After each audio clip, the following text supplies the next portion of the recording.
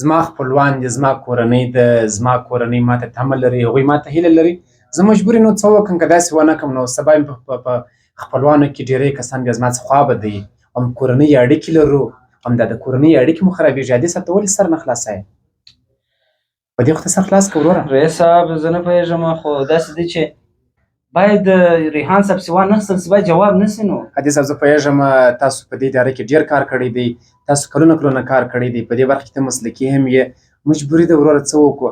هم د ماما زوی ونه دروم، د خاله زوی، د اکا زوی، د عمه زوی، باجا، د باجا زوی، د باجا ماما، د باجا ورور، دا کسان چې زه ونه دروم چې ماته هیله لري، اخر زه د دوی لپاره څه خدمت باید وکړم؟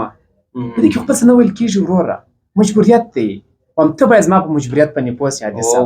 مجبوره یم وروره، مجبوره یم. پوه شوم، ستا په مجبوري پوه شوم. دا خو دونه کسان خو په دې اداره کې نه ځایېږي. رئیس صاحب ستا کورنۍ خورا ماشاءالله غټه کورنۍ ده. نو و خود غټه ده، د خاله زامن لرم، د ماما زامن، د اکا زامن، د عمه زامن، هم باجګان مې دي، د باجه ورونه، د هغوی اخښیان، د هغوی باجګان، د هغوی ماماګان، د هغوی د اکا زامن، د هغوی د خاله زامن، د هغوی د عمه زامن. او ماشاءالله زموږ کورنۍ تر 600 کسان اوړي. مجبوره یو چې ځایږي هغه خو به ځایومه. هم اخر زه د څه لپاره یم؟ دا دوی چې کلونه ماته انتظار کړي، زه د څه لپاره یم؟ ډېر ښه رئیس صاحب، ډېر ښه. بیا دا زما خو خپله شخصي اداره ده، نو وروره نو څه وکړم؟ نو رئیس صاحب ښه خبره دې وکړله. نو هغه خبره ده چې وایي چې د شپې مې پسې اخلې، د شپې جواب راکوې په توره طریقه کې چې ځم.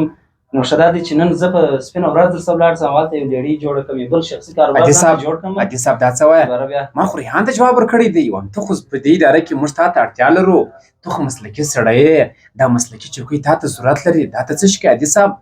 تا ته مې جواب نه دی درکړی، ما خو ریحان ته جواب ورکړی دی. رئیس صاحب که چیرې تا د مسلکي انسانانو قدر کولی، هغه بل مسلکي زموږ داسې ملګري قدوس دې نه جوابوئ. خو ما خو زما مجبوریت و وروره، خو زما مجبوریت و، نو ما څه کړي وای؟ رئیس صاحب سبا دلته بل د خال راځي راسي، بیا مجبور یم ما جوابوي. زه ښه دی چې هلته یو شخصي کاروبار جوړ کړم، بیا د خیر سره هلته خپل کاروبار. نه عادي صاحب تاسو کښېنئ وروره، همدا اداره ته اړتیا لري، ستا غوندې کسان ته اړتیا لري. تاسو خو مسلکي یاست، پروا نه کوي.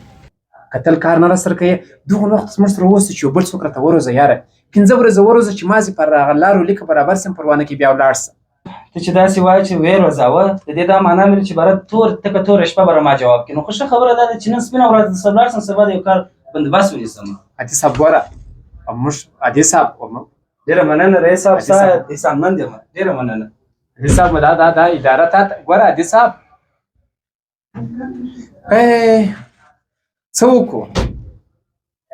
که د خپلوانو په کول نه کوو، خپلوان خوابدي کېږي. که د خپلوانو په کول کوو، اړیکې وساتو، بیا همکاران